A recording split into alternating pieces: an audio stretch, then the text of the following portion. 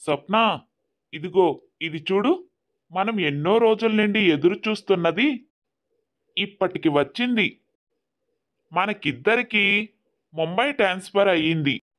ఎట్టకేలకు మన మేనేజర్ దీనిపైన సంతకం చేసి నా చేతికి ఇచ్చాడు. నాకెంత సంతోషంగా ఉందో. ఓహో, భలే విషయం చెప్పారు. ఎన్ని రోజుల నుండి దీనికోసం ఎదురు చూస్తున్నామండి. పోనీలేండి, మనం అక్కడికి వెళ్ళిపోతే అక్కడ మనకు మంచి ఉద్యోగం దొరికితే అందులో కూడా మారిపోవచ్చు. ముంబైలో చాలా అవకాశాలే ఉంటాయి. మా తమ్ముడు కూడా అక్కడే ఉన్నాడుగా, వాడికి కూడా బోల్డంత మంది తెలుసు. ఇక మన జీవితమే మారిపోతుంది అనుకోండి. మరైతే అత్తగారు వాళ్ళని ఏం చెయ్యాలి? అక్కడ కాస్ట్ ఆఫ్ ఫ్రీ ఎక్కువగా ఉంటుంది, ఇక్కడలాగా ఉండదు. వాళ్ళకి సౌకర్యాలకు తగ్గట్టుగా ఇల్లు తీసుకోవడం, వాళ్ళకు కావలసినట్టు చేయడం కుదరదు. మనకు వచ్చే జీతం కూడా సరిపోదు. మనం అక్కడ ఉండే ఖర్చులకి చాలా డబ్బు అవసరం అవుతుంది. ఇల్లు అద్దెకి తీసుకోవడానికి రెంట్లు చాలానే ఉంటాయి. వాళ్ళకేమో సౌకర్యాలు అవి ఇవి కావాలి. మరైతే ఏం చేద్దాం? మనమైతే ఎలాగో అలాగ సర్దుకొని ఆఫీస్ దగ్గరలో తీసుకుంటాం. అలా ఉద్యోగరీత్యా బదిలీ కోసం ఎన్ని రోజులో ఎదురు చూస్తున్న వాళ్ళిద్దరూ ఎంతో సంతోషపడ్డారు. వారం రోజుల్లో ప్రయాణం అన్నీ సిద్ధం చేసుకొని ప్రయాణమయ్యారు. అందరూ కలిసి రైల్వే స్టేషన్కి చేరుకున్న తర్వాత రాహుల్, మీరిద్దరూ ఇక్కడే కూర్చొని ఉండండి. మేము వెళ్ళి ట్రైన్ టికెట్టు వివరాలు, ప్లాట్ఫామ్ నెంబరు అన్నీ కనుక్కొని వస్తాం. వచ్చిన తర్వాత మనమందరం కలిసి బయలుదేరదాం. అలా చెప్పి రాహుల్, స్వప్న అక్కడి నుండి వెళ్ళిపోయారు. చాలాసేపు దంపతులిద్దరూ అక్కడే కూర్చొని ఎదురు చూడసాగారు. ఆ పక్కనే ఒక చిన్న టీ స్టాల్ ఉంది. అందులోనే ఒకరు గోపి అనే వ్యక్తి ఉన్నాడు. దంపతులిద్దరూ చాలాసేపు కూర్చొని ఉండడం గమనించాడు. వాళ్ళని చూసి చాలా జాలివేసి అక్కడికెళ్ళి పలకరించాడు. నేను చాలాసేపటి నుండి గమనిస్తున్నాను. మీరిద్దరూ ఇక్కడే కూర్చొని ఉన్నారు. ఇంతసేపటి నుండి దేనికోసం ఎదురు చూస్తున్నారు అంకుల్? మా అబ్బాయి కోడలు ట్రైన్ టికెట్ తీసుకొని వివరాలు కనుక్కోవడానికి వెళ్ళారు బాబు. మరి ఇప్పటిదాకా రాలేదు.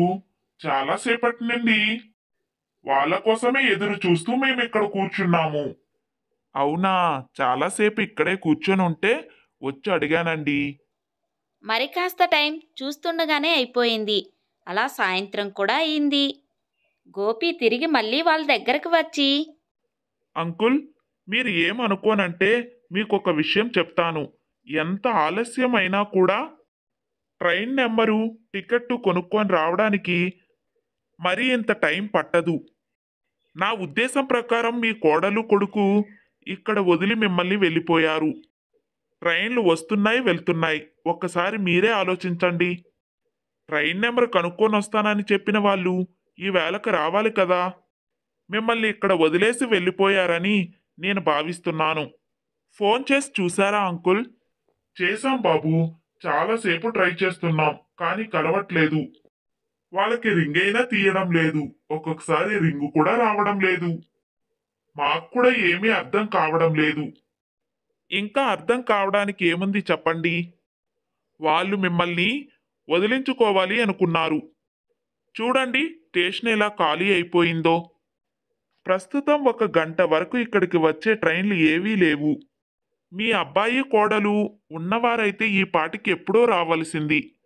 వాళ్ళు మిమ్మల్ని తెలివిగా ఇక్కడ వదిలేసి మిమ్మల్ని వదిలించుకోవాలి అనుకున్నారంకుల్.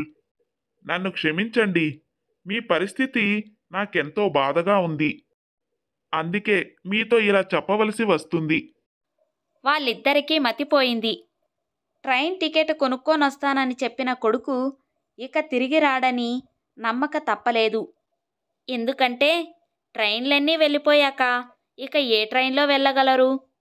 పోనీ ఫోనైనా చేసి చెప్పాలిగా. ఆ సంగతి అంతా అర్థమవుతూనే ఉంది. కానీ మనసంతా భారంగా నిండిపోయింది. అయితే వాళ్ళతో పాటు అక్కడికి తీసుకొని వెళ్ళడానికి వాళ్ళని భారం అనుకున్నారు అన్న సంగతి ఇప్పటికీ వాళ్ళిద్దరికీ అర్థమయ్యింది.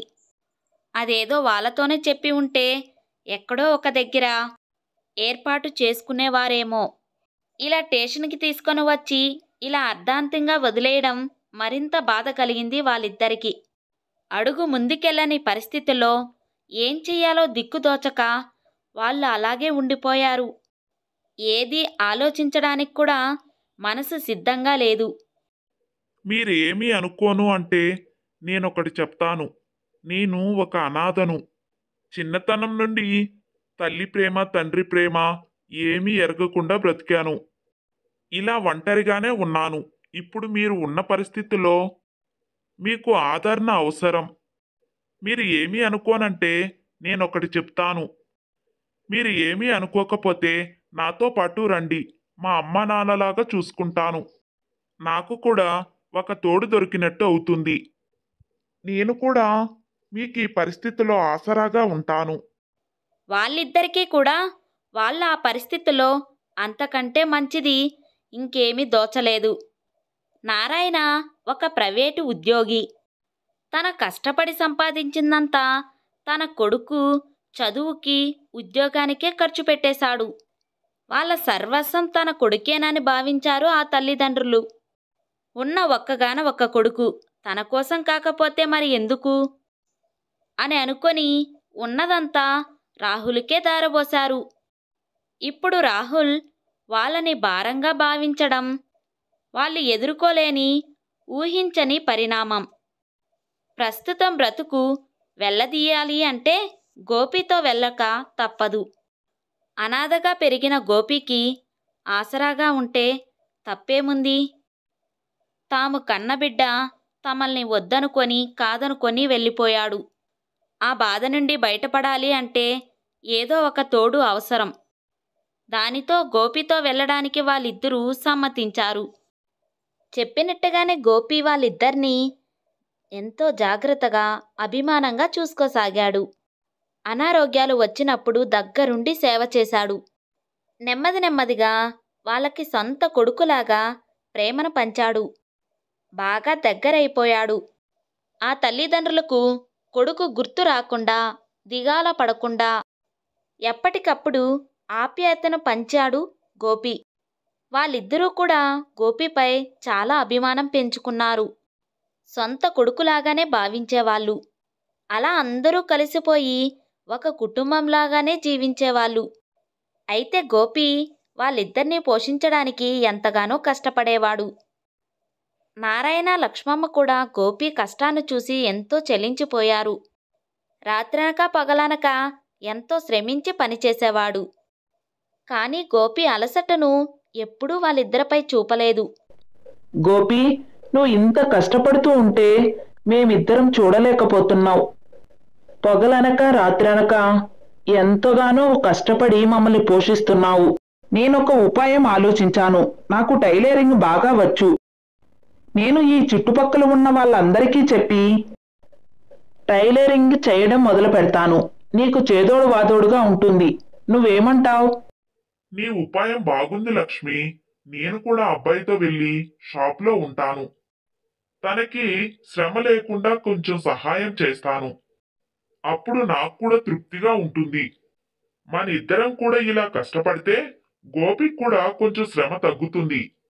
అసలు మీరిద్దరూ ఏం మాట్లాడుతున్నారు? మీరిద్దరూ కష్టపడి నాకు సహాయం చేస్తారా?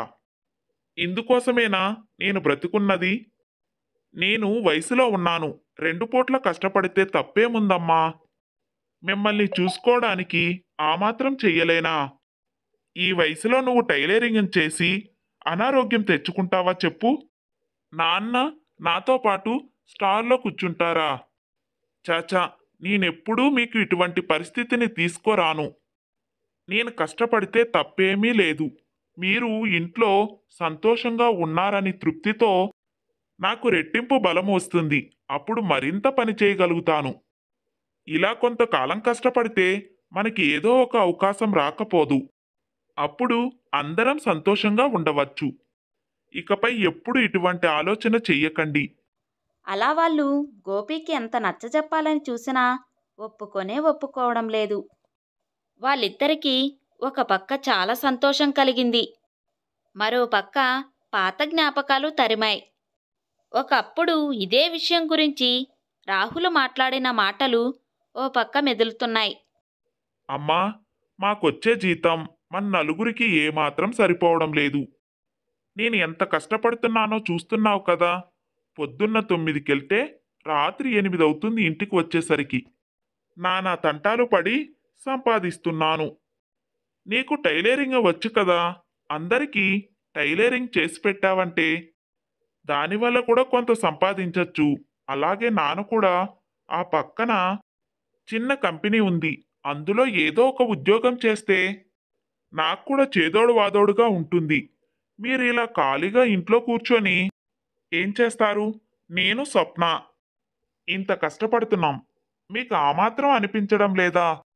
చిన్న చిన్న పనులు మీకయ్యే ఖర్చులో నాకు కొంత తగ్గించిన వాళ్ళు అవుతారు. ఆలోచించండి. ఇది కూడా నేనే చెప్పాలా అమ్మా మీకు? తాము కన్న కొడుకు. వాళ్ళ వయసుకు కానీ వాళ్ళకు కానీ ఏ రోజు విలువివ్వలేదు. ఎప్పుడూ అలాగే ప్రవర్తించేవాడు. కానీ ఎవరు కన్న బిడ్డో, ఏ బంధంతో కలిశామో గోపి మాపై ఇంత ప్రేమ పెంచుకున్నాడు. తల్లిదండ్రుల్లాగా ఎంతో ఆప్యాయంగా చూసుకుంటున్నాడు. ఏ జన్మ బంధమో. ఒంటరిగా మిగిలిపోయిన వాళ్ళకి తోడుగా నిలబడ్డాడు. అందుకే ఏదో ఒక విధంగా తనకి బాగా సహాయం చెయ్యాలని వాళ్ళిద్దరికీ అనిపించింది. ఎంతో తపన పడేవాళ్ళు. ఇలా ఉండగా లక్ష్మి ఫోన్లో ఒక మెసేజ్ వచ్చింది. అప్పుడెప్పుడో ఎందుకైనా పడి ఉంటాయని షేర్లు బాగా లాభాలు వచ్చి ఇప్పుడు ఉపయోగపడేలా ఉన్నాయి. దానిని నారాయణకి చూపించింది లక్ష్మి. చూస్తే పెద్ద మొత్తంలో డబ్బు కలిసొచ్చింది. ఆ షేర్లన్నీ అమ్మి డబ్బు గోపికిస్తే ఆ డబ్బులు ఎంతగానో గోపికి ఉపయోగపడతాయి. ఆ భగవంతుడు మనకు బాగా ఉపయోగపడాడండి. మనం పడే బాధకు ఇలా దారి చూపించాడు.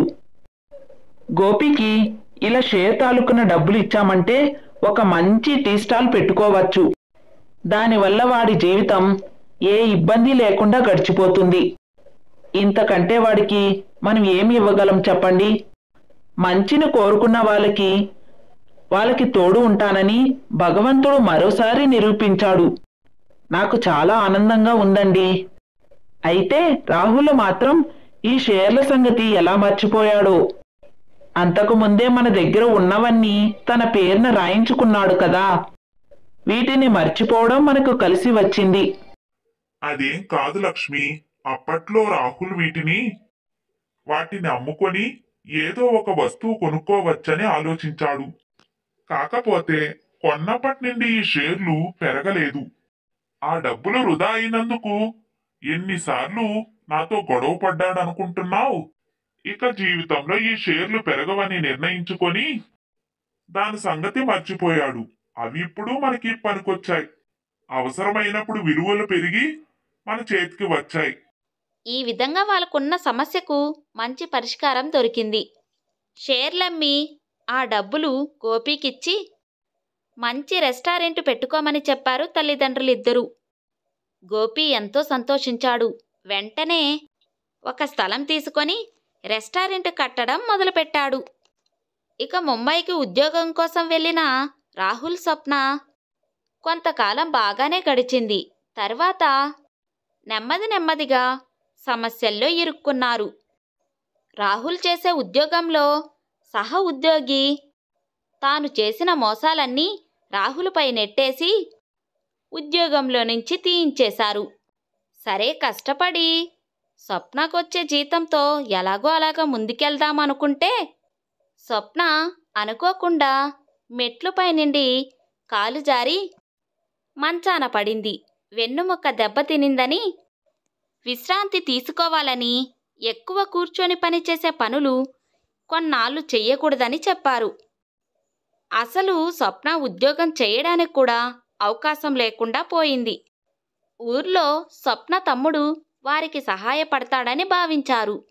అవకాశం చూసుకొని తాను కూడా సాయం చేస్తానని నమ్మపలికి కొంతకాలం వాళ్ళతో బాగానే ఉండి వాళ్ళ దగ్గర మిగిలిన అరాకొర డబ్బులు లాక్కొని బయటికి తోసేశాడు. మరో ఉద్యోగం సంపాదించడానికి రాహుల్ ఎంతగానో ప్రయత్నించాడు. ఎంత ప్రయత్నించినా ఫలితం లేకుండా పోయింది. దిక్కుతోచని పరిస్థితిలో తిరిగి ప్రయాణమై రాహుల్ స్వప్న ఊరు చేరుకున్నారు. దారిలో ఒక రెస్టారెంట్ దగ్గర తల్లిదండ్రులు కనిపించడంతో వారి దగ్గరికి వెళ్ళారు. నాన్న, మీరేంటి ఇక్కడున్నారు? మేం చాలా నష్టపోయాం నాన్న. ఉద్యోగం కోసం అక్కడికి వెళ్ళి ఒక అతని దగ్గర మోసపోయాము. ఇక ఉన్నదంతా పోగొట్టుకున్నాం. రోడ్డున పడ్డాం. చాలా కష్టాలు అనుభవించాం. స్వప్న ఆరోగ్యం కూడా పాడైపోయింది. దిక్కుదోచక తిరిగి ఊరొచ్చేశాం. మీకు చేసిన అన్యాయానికి మాకు తగిన శాస్తి జరిగింది. క్షమించండి నాన్న. చాలా పెద్ద పొరపాటే చేశాం. మిమ్మల్ని ఎంతగానో కష్టపెట్టాం. మీరు ఎన్ని ఇబ్బందులు పడి ఉంటారో. కష్టాలు వచ్చాక కానీ నా తప్పు నాకు తెలిసి రాలేదు. మిమ్మల్ని ఇంత బాధ పెట్టాక నాకు జీవితంలో సంతోషం ఎలా దక్కుతుంది? ఏదో సాధించాలనుకొని మిమ్మల్ని ఏడిపించి వెళ్ళాను. జీవితమే నష్టపోయాను. క్షమాపణకు కూడా నేను అర్హుణ్ణి కాదని నాకు బాగా తెలుసు. మీరు ఎలా ఉన్నారు? ఇక్కడ ఏం చేస్తున్నారు? వినాశకాలే విపరీత బుద్ధి అంటారు. అటువంటి పని చేసి మీ వినాశనాన్ని మీరే కొని తెచ్చుకున్నారు. మేం చేయగలిగేదేముంది? ఆ దేవుడు దయ వల్ల మాకు గోపి లాంటి ఒక మంచి కొడుకు దొరికాడు.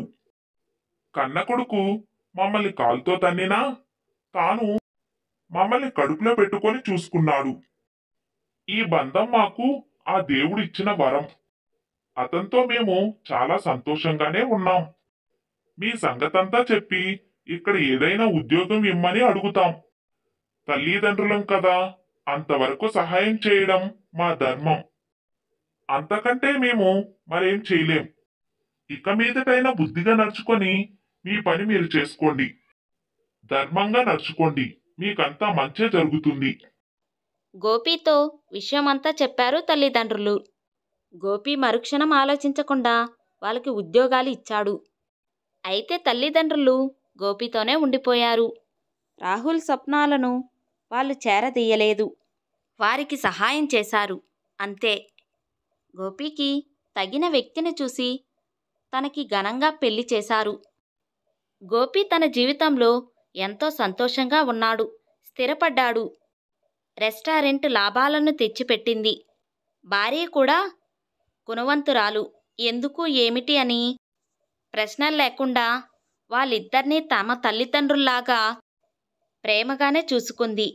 అలా నారాయణ లక్ష్మి జీవితం సంతోషాన్ని పొందారు. తల్లిదండ్రుల్ని భారంగా భావిస్తే మన జీవితమే మనకు భారంగా మారుతుంది. ఒకరు మనల్ని ప్రేమగా ఆప్యాయంగా చూసుకుంటున్నారు, మనపై ఆధారపడ్డారు అంటే వాళ్ళు చేతకాని వాళ్ళు, అసమర్థులో కాదు. మనపై ప్రేమ అభిమానం ఉంది అనే అర్థం. నిస్వార్థమైన ప్రేమ అది తల్లిదండ్రుల దగ్గర మాత్రమే దొరుకుతుంది. అటువంటి వారిని చులకన చేయడం, వాళ్ళ కోసం లెక్కలు వేయడం పాపమే అవుతుంది. అది సీతాపురం అనే ఒక గ్రామం. వీరు రామరాజు, సుశీల ఇద్దరు దంపతులు. ఆమె వారి కూతురు సీత. వారి ఇద్దరికీ సీత అంటే ఎంతో ఇష్టం. లేక లేక కలిగిన సంతానం, ఒక్కగాని ఒక్క కూతురు. అందువల్ల సీతను ఎంతో గారాబంగా పెంచి ముచ్చటగా చూసుకునేవారు. సీతకు కూడా తల్లిదండ్రులన్నా ఎంతో అభిమానం. వారి మాట జమదాటి ఏ పని చేసేది కాదు. అయితే తనకి ఏం కావాలన్నా గట్టిగా అడిగి మరీ సాధించుకుంటుంది సీత. ఏవండి, అంతా బాగానే ఉంది, కానీ ఇప్పుడు మన సీతకు పెళ్లి చేసే వయసు వచ్చింది. చుట్టుపక్కల వాళ్ళందరూ అడుగుతున్నారు మీ అమ్మాయి పెళ్ళెప్పుడు అని. మీరు ఆ విషయం మాటైనా మాట్లాడడం లేదు. ఇప్పటికే దాని చదువు కూడా పూర్తయింది. ఇక దానికి మంచి సంబంధం చూసి పెళ్లి చేసేస్తే మన బాధ్యత తీరుతుంది. పంతులు గారికి కబురు పెట్టమంటారా? అరే, అప్పుడే అమ్మాయికి పెళ్ళేంటే? ఇంకా చాలా సమయం ఉంది. చుట్టుపక్కల వాళ్ళు అడుగుతూనే ఉంటారు. అయితే మాత్రం ఇంత చిన్న వయసులోనే పెళ్లి చేసి పంపించేస్తామా?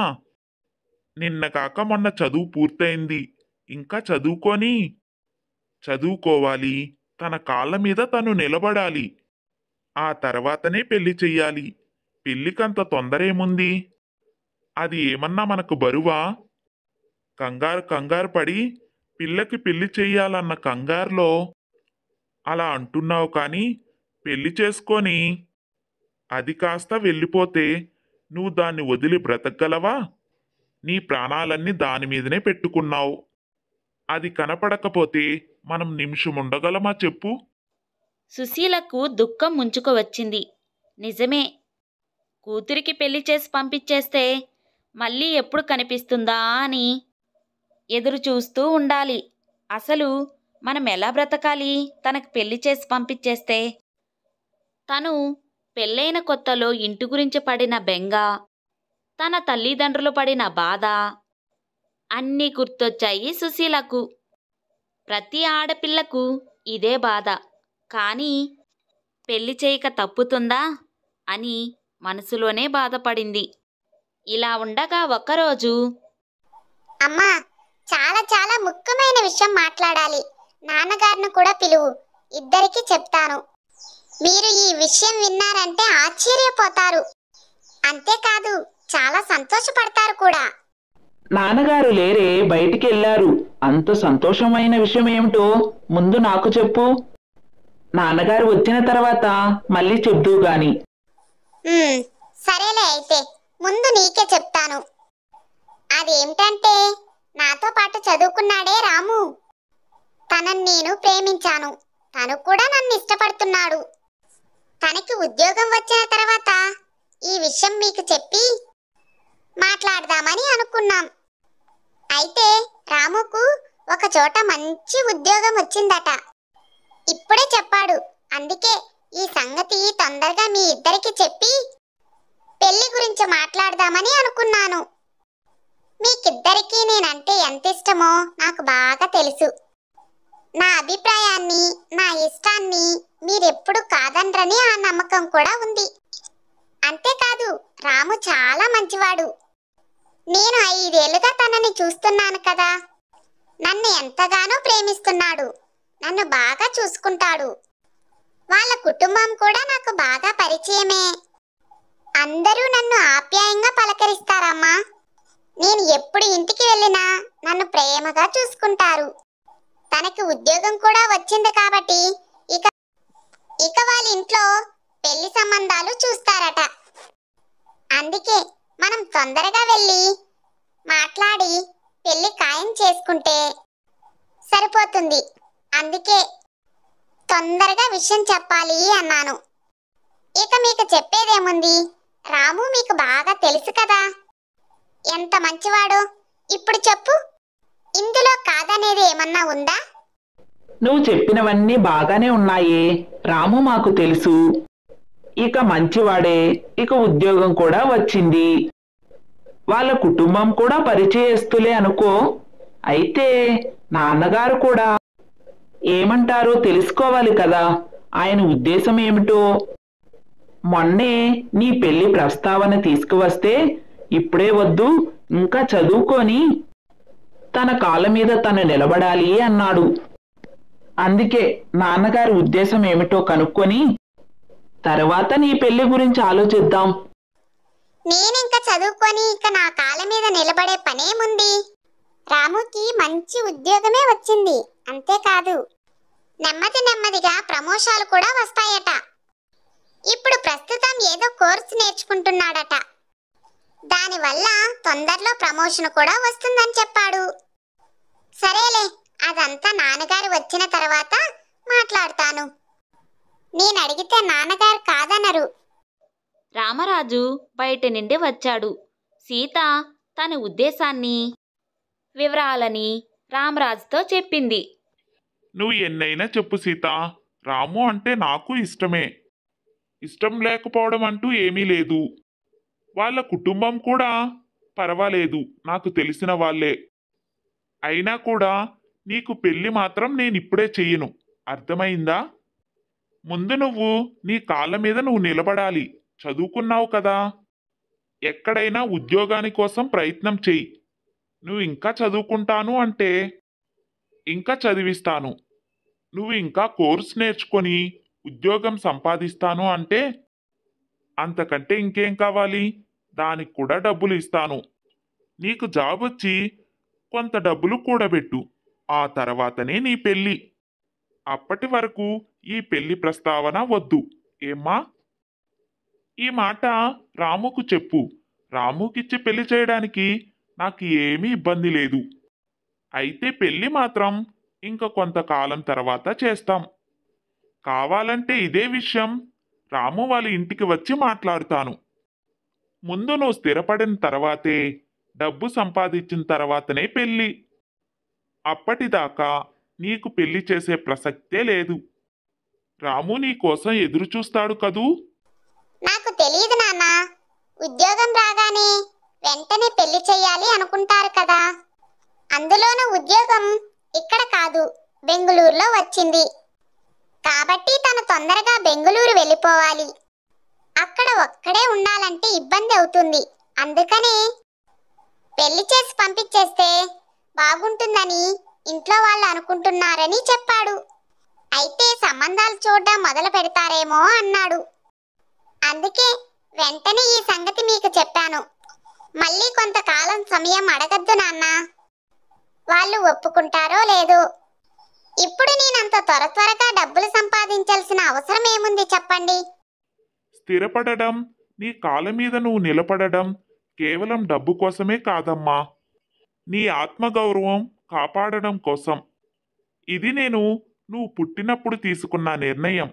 నువ్వు స్థిరపడి నీ కాళ్ళ మీద నువ్వు నిలబడేదాకా నీకు పెళ్లి చేసి ఎక్కడికి పంపకూడదనేది నా ఉద్దేశం. నేనెప్పుడో ఈ నిర్ణయం తీసేసుకున్నాను. మారేది లేదు. నువ్వు రాముతోనే ఈ విషయం గురించి మాట్లాడి చూడు. నన్ను ఒప్పించడానికి మాత్రం ప్రయత్నించక సీత. అది జరగని పని. ఈరోజు నువ్వు అనుకుంటున్నవన్నీ రేపు ఇలా ఉండవు. నేను నీ మంచి కోరుకుంటున్నాను. అదే నువ్వు నమ్మితే, నా మాట మీద నువ్వు నిలబడి ఉంటే నేను చెప్పిన పని చెయ్యి. తండ్రి అలా మాట్లాడేసరికి సీతకి ఏమీ అర్థం కాలేదు. రాముతో మాట్లాడితే తను ఒప్పుకుంటాడో లేదో అన్న భయం. నాన్న చూస్తే ఇంత స్థిరంగా వద్దని చెప్పేశాడు. ఇప్పుడు ఏం చెయ్యాలో సీతకి ఏమీ అర్థం కాలేదు. సంగతి రాముతో చెప్దామని బయలుదేరింది. ఏంటి సీత, నువ్వు స్థిరపడాలి, ఉద్యోగం చెయ్యాలి, ఇదంతా నీకు అవసరమా చెప్పు? నేను లేను, నిన్ను పువ్వుల్లో పెట్టి చూసుకుంటాను. అసలు మీ నాన్నగారి ఉద్దేశం ఏమిటి? నాకు అర్థం కావడం లేదు. నా గురించి మీ నాన్నగారికి చిన్నప్పటి నుండి తెలుసు. మీ ఇంట్లో పెరిగినట్టు పెరిగాను. అయినా ఇంత పట్టుదల ఎందుకు? అయినా నేను మా వాళ్ళతో అందరితో మాట్లాడతాను. వాళ్ళు మన పెళ్లికి ఒప్పుకున్నారు. తొందరలో ముహూర్తం చూసి పెళ్లి చేద్దామని అనుకుంటున్నారు. మీ వాళ్ళు మా ఇంటికి వచ్చి మాట్లాడడమే ఆలస్యం. ఈ సంగతి చెప్పి మీ నాన్నగారిని ఒప్పించు. శుభ్రంగా పెళ్లి చేసుకొని నాతో పాటు వచ్చేస్తే నీకు ఏ లోటు లేకుండా చూసుకునే బాధ్యత నాది. ఇదే సంగతి మీ నాన్నగారితో చెప్పమంటావా? చెప్తాను. అంతేకాని సమయం మాత్రం అడగద్దు. ఒకవేళ కొన్ని రోజుల తర్వాత పెళ్లి చేస్తాము అని సమయం అడిగితే మాత్రం మా ఇంట్లో తప్పకుండా ఒప్పుకోరు. వేరే సంబంధం చూస్తారు. అప్పుడు నేను ఏం సమాధానం చెప్పాలో తెలియక ఇబ్బంది పడాలి. అర్థమైందా? అబ్బా ఏంటి రాము, నువ్వు నన్ను అర్థం చేసుకోవడం లేదు. అక్కడ మా నాన్నగారేమో నా నిర్ణయం మారదు, నేను చిన్నప్పుడే నిర్ణయించుకున్నాను అంటాడు. నువ్వేమో నన్ను అడగకు, ఎలాగో అలాగా పెళ్లికి ఒప్పించు అంటున్నావు. అసలు ఇంత చిన్న విషయంలో ఇంత సమస్య ఎందుకు వచ్చిందో నాకు అర్థం కావడం లేదు. మీ ఇంట్లో వాళ్ళకి మన పెళ్ళి అంటే ఇష్టమే, మా ఇంట్లో వాళ్ళకి పెళ్ళి అంటే ఇష్టమే. నీకు మంచి ఉద్యోగం కూడా వచ్చింది, అన్నీ బాగానే ఉన్నాయి. పెళ్లి విషయంలో ఇంత సమస్య ఎందుకు? మా నాన్నగారు ఎందుకో నేను పుట్టినప్పుడే నిర్ణయించుకున్నాను అంటున్నారు. ఆయన్ని ఎందుకు బాధ పెట్టడం? ఇంకొన్ని రోజులు నేను కూడా ఏదో ఒక ఉద్యోగం చూసుకొని ఆయన కోరిక తీర్చాననుకో, అప్పుడు మన ఇద్దరం పెళ్లి చేసుకున్నాం. ఎలాగో అలాగా మీ ఇంట్లో ఒప్పించచ్చు కదా రాము. నువ్వేమీ అనుకోక సీత, ఈ విషయంలో మా వాళ్ళు చాలా పట్టుగా ఉన్నారు. నన్ను ఒక్కన్నే అక్కడికి పంపిస్తే బయట తిండి తిని ఆరోగ్యం పాడవుతుందని వాళ్ళు భావిస్తున్నారు. అది కూడా నిజమే కదా. విషయం చెప్పి మామయ్యను నేను ఒప్పిస్తాను. పద, మీ ఇంటికి వెళ్దాం. అంకుల్, ఈ విషయంలో మీరు ఎందుకింత పట్టుగా ఉన్నారో నాకు అర్థం కావడం లేదు. నేనంటే ఇష్టమే అన్నారు, మా కుటుంబం అంటే కూడా పరిచయమే అన్నారు. అటువంటప్పుడు సీతను నాకిచ్చి పెళ్లి చేయడానికి అభ్యంతరం ఏమిటి? అయినా పెళ్లి చేస్తాను కానీ కొన్ని రోజుల తర్వాత వరకు చెయ్యను అంటున్నారు. అసలు సీతకే పెద్దగా ఉద్యోగం చేయడం ఇష్టం లేదు. డబ్బు సంపాదించాలి అన్న ఆశ కూడా తనకు లేదు. నేను తనని ఏ కష్టం లేకుండా పువ్వుల్లో పెట్టి చూసుకుంటాను. నా మాట నమ్మండి అంకుల్, తనకి ఏ ఇబ్బంది రాదు. కొన్ని రోజుల తర్వాత మా అమ్మ నాన్న కూడా బెంగుళూరు వచ్చేసి అక్కడే ఉండాలి అనుకుంటున్నారు. నేను కూడా వాళ్ళకి ఒక్కగానొక్క కొడుకును కదా, నాకు దూరంగా ఎలా ఉంటారు? అప్పుడు ఇక సీతకు ఒంటరితనమే ఉండదు. మా అమ్మ నాన్న, తను, నేను అందరము కలిసి ఆనందంగా ఉండొచ్చు. ఏ కష్టం వచ్చినా చూసుకోవడానికి వాళ్ళు ఉంటారు. పెళ్లి మాత్రం కొన్ని రోజుల తర్వాత అని చెప్పకండి. మా వాళ్ళు దానికి ఒప్పుకోకపోవచ్చు. మీరు వెళ్ళి ఒక్కసారి మాట్లాడితే పెళ్లి ముహూర్తాలు కూడా పెట్టుకోవచ్చు. ఇంకా కాదనకండి అంకుల్. రాము, నువ్వు చెప్పేదంతా నాకు అర్థమవుతుంది. నేను కూడా సీతకు నా నిర్ణయం ఏమిటో ఖచ్చితంగా చెప్పేశాను. నేను నిన్ను మా అమ్మాయికిచ్చి పెళ్లి చేయడం ఇష్టం లేదు అనడం లేదు. నువ్వంటే నాకు కూడా ఇష్టమే, కానీ ఇప్పుడే చెయ్యను అంటున్నాను. నువ్వు అక్కడ బయట తిండి తింటే ఆరోగ్యం పాడవుతుందేమో అని ఆలోచిస్తున్నావు. కానీ నేను తనని ఇప్పుడే వదిలేస్తే ఇక తన జీవితం ఏమవుతుందో అని ఆలోచిస్తున్నాను. తను ఇప్పటిదాకా చదువు పూర్తి చేసింది అంతే. అంతకు మించి తనకి లోకమన్నా బయట ప్రపంచమన్నా ఏమీ తెలీదు. తనకు అన్ని అవగాహన కావాలి. అప్పుడే తను ఎటువంటి పరిస్థితినైనా ఎదుర్కోగలుగుతుంది. నేను వచ్చి మీ వాళ్ళందరితో మాట్లాడతాను. ఎలాగో మీ అమ్మా నాన్న త్వరలోనే బెంగుళూరుకొచ్చి ఉంటారు అంటున్నావు కదా. కొద్ది రోజులు నువ్వు సర్దుకుంటే చాలు, తర్వాత ఎలాగో వాళ్ళు వస్తారు. అప్పుడు నీకు బయట భోజనం తినవలసిన అవసరం రాదు. అర్థం చేసుకోరాము. ఏంటంకుల్ మీరు నన్ను సర్దుకోమని చెప్తున్నారే తప్ప ఎలాగో సీతకు పెళ్లి చేయవలసిందే కదా. పోని నన్ను సీతకిచ్చి పెళ్లి చేయాలి ఇష్టం లేదు అనుకోవడం లేదు. ఇష్టమే అంటారు కానీ పెళ్లి చేయడం లేదు. మీరు ఏం మాట్లాడుతున్నారో నాకైతే అర్థం కావడం లేదు. కొద్ది రోజుల తర్వాత ఎప్పుడో మా అమ్మ నాన్న వస్తారు కాబట్టి అప్పుడు దాకా నన్ను ఇబ్బంది పడుతూ బ్రతకమంటారా? నాకు పెళ్లి కాకముందుగానే ఇన్ని ఆంక్షలు పెడుతున్నారు. రేపు నాకు పెళ్ళైన తర్వాత నాకు ఏమాత్రం గౌరవం ఇస్తారా అనిపిస్తుంది నాకిప్పుడు. సీత, మీ నాన్నగారిని ఒప్పించి పెళ్లి మాటలకు తీసుకొని వస్తే రా. లేదంటే మా వాళ్ళు ఏం చెప్పినా నేను అడ్డు చెప్పే ప్రయత్నం మాత్రం చెయ్యలేను. ఇక నీ ఇష్టం. ఇంత జరుగుతున్నా చివరికి రాము వెళ్ళిపోతుంటే కూడా ఇంత మౌనంగా ఉంటున్నావు ఎలా నాన్న?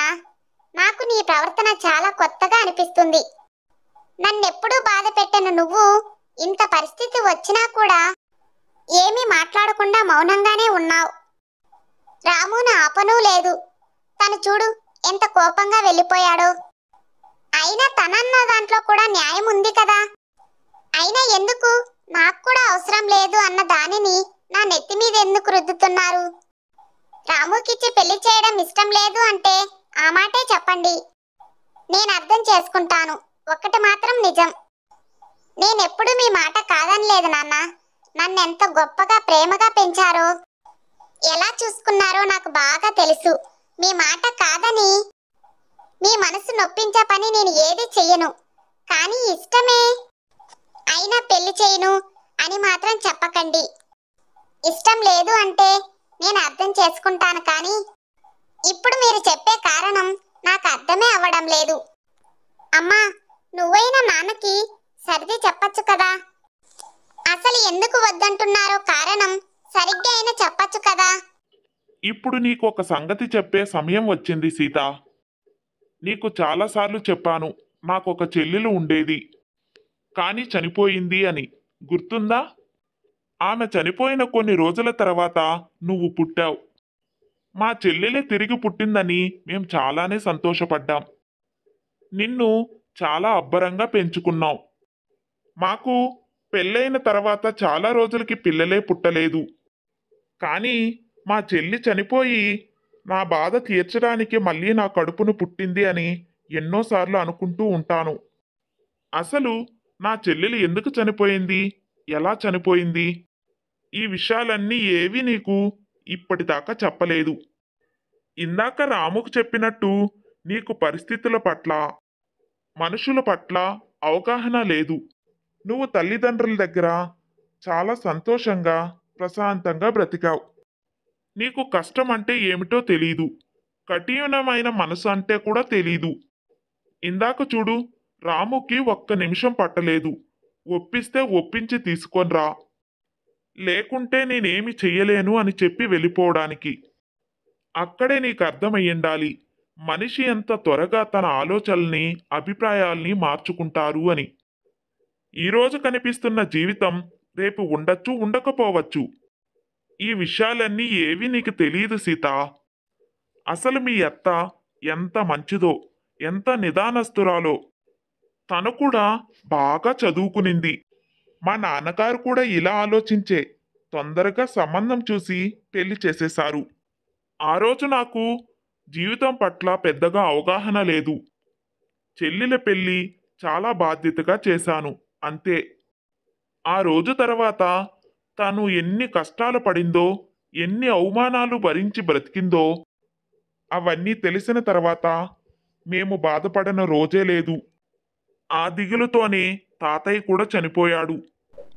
ఏమ్మా, నీకు రోజు 3 పూట్ల పెట్టడమే మా పనా? ఏ రోజైనా మీ ఇంటి నుండి ఏమైనా తీసుకువచ్చావా నువ్వు? ఈ పూట నీకు భోజనం లేదు, అర్థమయ్యిందా? పేరుకేమో పెద్ద కుటుంబం, కానీ వచ్చినప్పుడల్లా చేతులు ఊపుకుంటూ ఏమీ తీసుకురాకుండా వస్తారు మీ వాళ్ళు. మహా గొప్ప కుటుంబం, పెళ్లి చేసినప్పుడు మాత్రం మహా గొప్పలు చెప్పుకున్నారు. తరువాత మొహం చూసిన పాపాన పోలేదు. మీ ఇంటికి వెళ్తే ఒక ముతన చీర నా మొహాన పడేశారు. నీకు రోజు తిండి ఎలా పెడతారు అనుకుంటున్నావు? మాట మాట్లాడితే నిన్ను చూడ్డానికి రావడం కాదు, వాళ్ళు వచ్చినప్పుడు నీకు కావలసినవన్నీ తెచ్చి పెట్టాలి. ఈ మాత్రం కూడా తెలియదా మీ వాళ్ళకి? అదేంటి అత్తయ్య అలా మాట్లాడుతున్నారు? వాళ్ళు వచ్చినప్పుడల్లా వాళ్ళకు దోచింది తీసుకొని వస్తూనే ఉన్నారు కదా. ఆ చీర మేము జీవితంలో ఖర్చు పెట్టలేనంత పెట్టి మీకు కొనిచ్చిన చీర. ఆ చీర ముతక చీర అంటున్నారు. అంత ఖర్చు పెట్టి కనీసం నా పెళ్ళికి కూడా మా అమ్మ కొనుక్కోలేదు. కానీ మీకు గౌరవంగా పెట్టాలి అని అంత ఖర్చు పెట్టి కొనింటారు. కానీ పెళ్లి చూపుల సమయంలో మేము ఉన్న విషయం అంతా చెప్పాం కదా. మేం మధ్యతరగతి కుటుంబం అని, ఆస్తులు పాస్తులు ఏమీ లేవని, కానుకలవి ఇచ్చుకోలేమని అప్పుడు చెప్పే కదా మీరు పెళ్లికి ఒప్పుకున్నారు. ఇప్పుడేమో మీరు ప్రతిరోజు ఇలా మాట్లాడుతున్నారు ఏంటత్తయ్యా? అబ్బో, చెప్పావులే పెద్ద కబుర్లు. పెళ్లి చేసే వాళ్ళందరూ మా దగ్గర ఏమీ లేదని చెప్తారు. ఆడపిల్లకి పెట్టాలి అంటే ఏమన్నా చెయ్యొస్తుందా ఏంటి ఎవరికైనా? పెళ్లి చేసిన తర్వాత పెట్టక తప్పుతుందా? అత్తింటి గారి గౌరవం తగ్గట్టుగా ఎప్పటికప్పుడు పెడుతూనే ఉండాలి. ఈ మాత్రం విషయమైనా తెలియకపోతుందా అని ఆ రోజు ఊరుకున్నాం. నువ్వు ఒప్పుకున్నా ఒప్పుకోకపోయినా నువ్వు సచ్చేదాకా నీ బాధ్యత వాళ్ళదే. అర్థమయ్యిందా? నీకేం కావాలన్నా వాళ్ళే చూసి కొనిపెట్టాలమ్మాయి. అంతేకాని ప్రతీది మా వాడిని అడుగుతావా ఏమిటి? కూతురికి పెళ్లి చేసేసామని ఆనందంగా వాళ్ళ జీవితం వాళ్ళు గడుపుతారా? ఎప్పుడూ నువ్వు ప్రతిరోజు అన్నం తినాలి అంటే వాళ్ళు అక్కడి నుండి పంపించవలసిందే. గుర్తు పెట్టుకో. ఈ విషయం మీ వాళ్ళకి ఎలా చెప్తావో నాకు తెలీదు.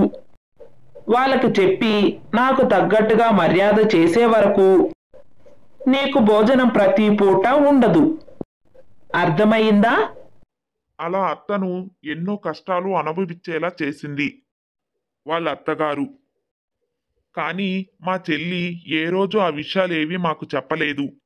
తన కోసం మేం బాధపడతామని, రూపాయి లేకుండానే తన కోసం ఖర్చు పెట్టి అప్పుల పాలు అవుతామని మా బాధంతా తనే భరించింది.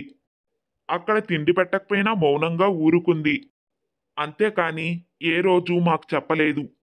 అప్పట్లో తాతగారు ఉద్యోగం రిటైర్డ్ అయిపోయిన తర్వాత మా దగ్గర రూపాయి లేదు.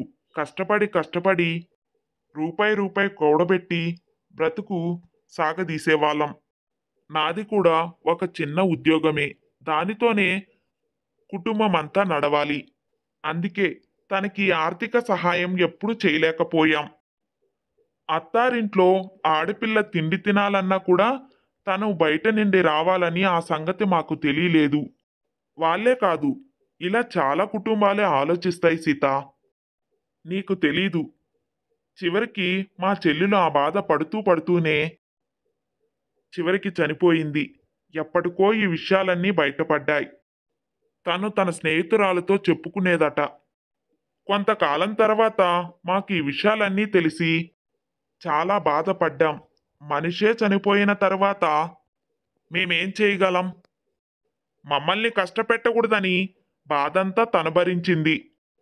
పెళ్లి చేసుకునేటప్పుడు ఏ విషయాలు ఎవ్వరికీ గుర్తురావు. పెళ్ళైన తర్వాత అన్ని విషయాలు గుర్తుకు వస్తాయి. అప్పుడు పిల్ల మన చేతిలో ఉంది కదా అనే ఉద్దేశంతో అప్పుడు ఏమైనా చేస్తారు. నువ్వు నీ కాళ్ళ మీద నిలబడి డబ్బు కూడబెట్టుకొని నీ ఆత్మగౌరవం నిలబెట్టుకో. అంతే తప్ప నువ్వు ఒకరి మీద ఆధారపడి బ్రతకకూడదు. అంటే పెళ్ళైన తర్వాత కూడా ఉద్యోగం చేయమని నా ఉద్దేశం కాదు. ఒకవేళ ఏ రోజైనా నీకు అవసరమైతే నీకు నువ్వు సంపాదించుకునే శక్తి నీకు ఉండాలి. ₹1 నా దగ్గర ఉంది అనే ధైర్యం కూడా నీకు ఉండాలి. కేవలం మాపైన ఆధారపడి నువ్వు బ్రతకకూడదు. అలాగని వాళ్ళపైన నువ్వు ఆధారపడకూడదు. అందుకే అంత గట్టిగా నువ్వు ఉద్యోగం చేసి డబ్బు సంపాదించమని చెప్తున్నాను. మనిషి తినే తిండికి కూడా డబ్బులు లెక్కట్టే మనుషులు ఉన్నప్పుడు మనం కూడా వాళ్ళకి తగ్గట్టుగా బ్రతకడం నేర్చుకోవాలి. అంతమంది ఇంట్లో తింటున్నప్పుడు ఒక మనిషికి పెట్టకుండా ఉన్నారు అంటే ఎంత కఠినమైన మనసు ఉండిండాలి. పైకి వాళ్ళు ఏ రోజు మాకలా కనిపించలేదు. పైకి చాలా గొప్పగా మాట్లాడేవారు. నిజ జీవితాలు ఇలా ఉంటాయి.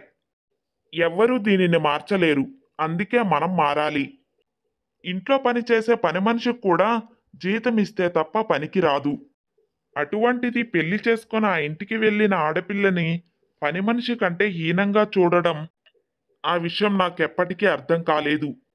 పని మనిషిని పెట్టుకుంటే డబ్బు ఇవ్వాలని పెళ్లి చేసుకొని ఒక మనిషిని తీసుకువెళ్తారు కాబోలు. ఇంకా ఇటువంటి మనుషులు ఉన్న సమాజంలో ఇంకెంత జాగ్రత్తగా బ్రతకాలి? ఇప్పుడు చెప్పు. ఇప్పుడు వాళ్ళెవ్వరూ నీకు కష్టపెట్టరు అని కనిపించకపోవచ్చు, కష్టపెట్టకపోవచ్చు. కానీ ఏదైనా ఒక రోజు అటువంటి సందర్భం వస్తే అప్పుడు నువ్వు ఎవరి వైపు చూడాలి అని ఎదురు చూడకూడదు. అదే నా ఉద్దేశం. నా చెల్లెలు పడిన బాధ మరెవ్వరూ పడకూడదు. ఎవ్వరూ పడకూడదు అనే అనుకుంటున్నాను. అటువంటిది నా కూతురు పడే అవకాశం వస్తే ఒప్పుకుంటానా? నువ్వు నన్ను ఏమైనా అనుకో, నువ్వు స్థిరపడందే నేను పెళ్ళైతే ఇప్పుడే చెయ్యను సీత. సీతకు చాలా బాధ అనిపించింది. దుఃఖం ముంచుకొచ్చింది. తండ్రి మనసులో ఇంత బాధ దాగి ఉందని అప్పుడే అర్థమయ్యింది. బాధపడద్దు నాన్నా. ఇప్పుడే నాకు విషయాలన్నీ అర్థమయ్యాయి. నీ మనసులో ఇంత బాధ ఉంచుకొని ఏ రోజు నాకెందుకు చెప్పలేదు? ఏ రోజు నీ మాట కాదన్ను. నువ్వు చెప్పినట్టే చేస్తాను నాన్నా. అంతేకాదు, రామును కూడా ఒప్పించడానికి ప్రయత్నిస్తాను. నీ నిర్ణయానికి కట్టుబడి ఉంటాను. ఇది ఒక తండ్రి తన కూతురు కోసం తీసుకున్న నిర్ణయం. మనిషిని మనిషిగా కాక ఒక పనికొచ్చే వస్తువు కానో ఒక బానిసగానో చూస్తున్నంతకాలం సమాజం ఇలాగే ఉంటుంది. సమాజం మారనప్పుడు దానికి తగినట్టుగా మనిషి ఆలోచనలు మార్చుకోవడం ఎంతో ముఖ్యం. సీత తండ్రి నిర్ణయానికి కట్టుబడింది. కథ నచ్చిందా? అయితే తప్పకుండా లైక్ చేసేయండి. మరొక మంచి కథతో మళ్ళీ కలుసుకుందాం.